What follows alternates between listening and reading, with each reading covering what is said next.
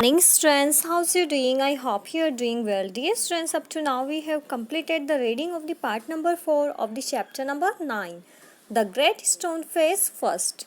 Okay, and today we are going to read part number 5th of this chapter. Dear students, अब तक part number 4 में क्या हुआ है कि मिस्टर गेदरगोल जिनकी थोड़ी बहुत एक्सपेक्टेशन थी कि वो द ग्रेट स्टोन फेस जैसे दिख सकते हैं, वो अपनी ओल्ड एज में चले गए थे.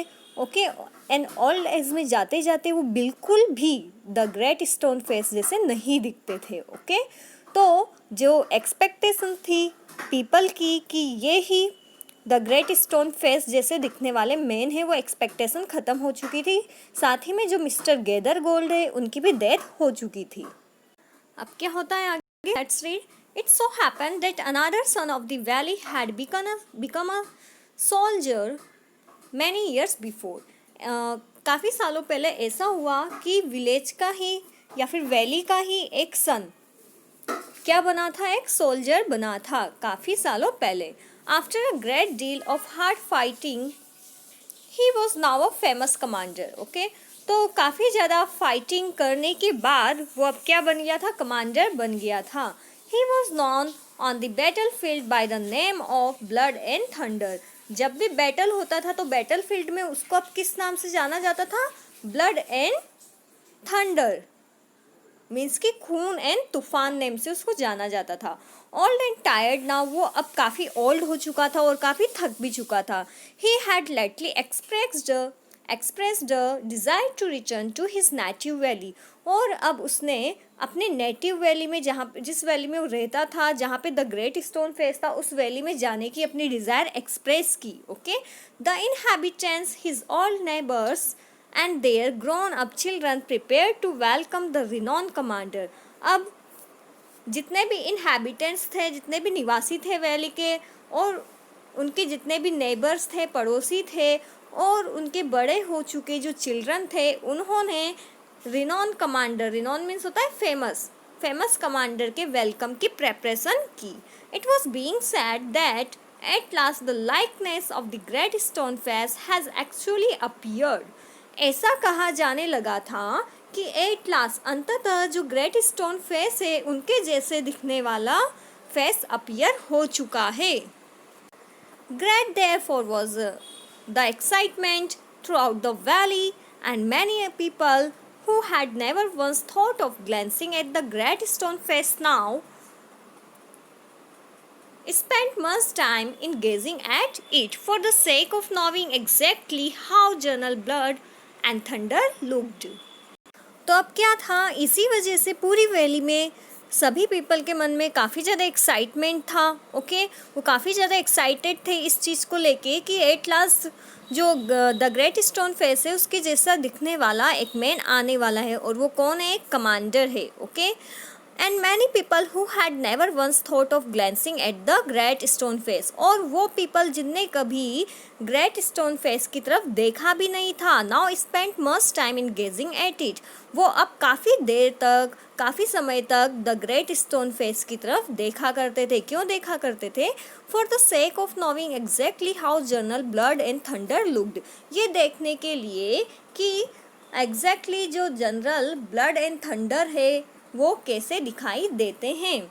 अब क्या होता है, on the day of general's arrival, अब जनरल के अराइवल के दिन, Ernest and all the other people of the valley left their work and proceeded to the spot where a great banquet. Banquet means होता है feast. Okay, क्या होता है, feast, banquet that had been prepared. तो उस दिन सभी people अपना काम छोड़ के, अर्नेस्ट और विलेज के जितने भी पीपल थे वैली के, वो सब अपना काम छोड़ के चले गए. कहाँ पे चले गए?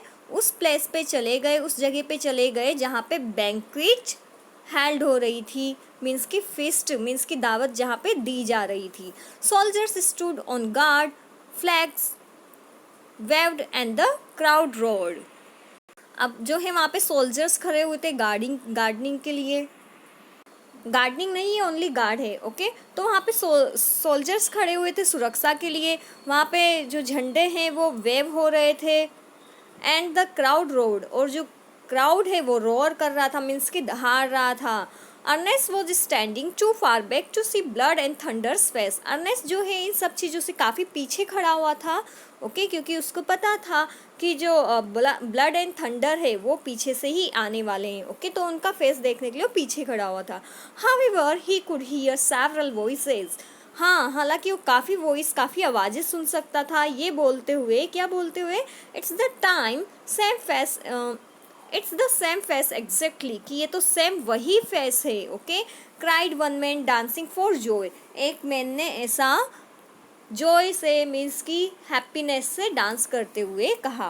Wonderfully like it that's a fact replied another, तो जो दूसरा मैन है वो बोलता है कि हाँ वंडरफुली ये तो द ग्रेट स्टोन फेस जैसा ही है ना, और दैट्स फैक्ट, और वो सच बात थी। कौन सी बात? वो जो प्रोफेसी की बात थी उसकी बात बोल रहे हैं ये, ठीक है, कि जो भविष्यवाणी है वो सच थी। And why not cried a third, और जो थर्ड पर्सन है वो बोलता है कि ऐसा क्यों नहीं होगा, he is the greatest man of this और any other age beyond the doubt, कि इसमें थोड़ी सी भी शंका नहीं है, थोड़ा सा भी डाउट नहीं है कि वो एक ग्रेट मैन नहीं है, वो काफ़ी ग्रेट मैन है। अब क्या था, Ernest at last could see the general's face and in the same glance to the side he could also see the great stone face। जो अर्नेस्ट है वो लास्ट में अंततः जो जनरल है उनका फेस देख पाया, ओके, और उसी टाइम पे उसने साइड से क्या किया, जो द ग्रेट स्टोन फेस है उसको देखा।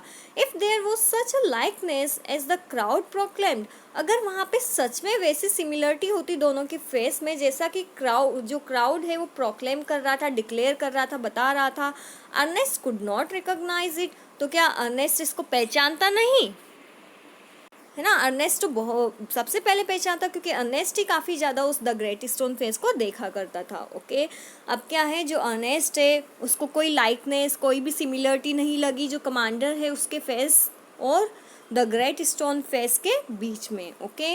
अब क्या होता है, अभी जो अर्नेस्ट है उसके मन से आवाज़ आती है, fear not Ernest said his heart as if the great stone face was whispering to him, fear not Ernest, he will come। क्या आवाज़ आई उसके मन से? मन से नहीं, उसको ऐसा लग रहा था कि जो द ग्रेट स्टोन फेस है, जैसे तो ग्रेट स्टोन फेस ने उससे विस्परिंग करते हुए मीन्स कि धीमी आवाज़ में कहा हो कि फियर नॉट, मत डरो अर्नेस्ट, मत डरो, ओके, ही विल कम, वो एक दिन जरूर आएगा। कौन? द ग्रेट स्टोन फेस जैसा दिखने वाला एक मैन। सो डियर स्टूडेंट्स, अब क्या होता है, क्या एक्चुअली में ऐसा कोई मैन आता है? अभी तक कमांडर जो है उससे सिमिलरिटीज़ देखी बट नहीं मिली, और साथ ही में पहले किससे सिमिलरिटीज़ देखी थी? जो एक रिच मर्चेंट था, एक बिजनेसमैन था, ओके, मिस्टर गेदर गोल्ड, वो, बट उससे भी सिमिलरिटी नहीं मिली। अब क्या होता है, क्या एक्चुअली में कोई ऐसा पर्सन मिलता है द ग्रेट स्टोन फेस जैसा, और जो प्रोफेसी है, जो भविष्यवाणी है, क्या वो सच में सच होती है या नहीं होती है? That we will study in our next chapter, that is the great stone face second, okay. आज हमने the great stone face first chapter complete कर लिया है। Tomorrow you will be sent question answers of this chapter. That's it for today. See you in my next lecture.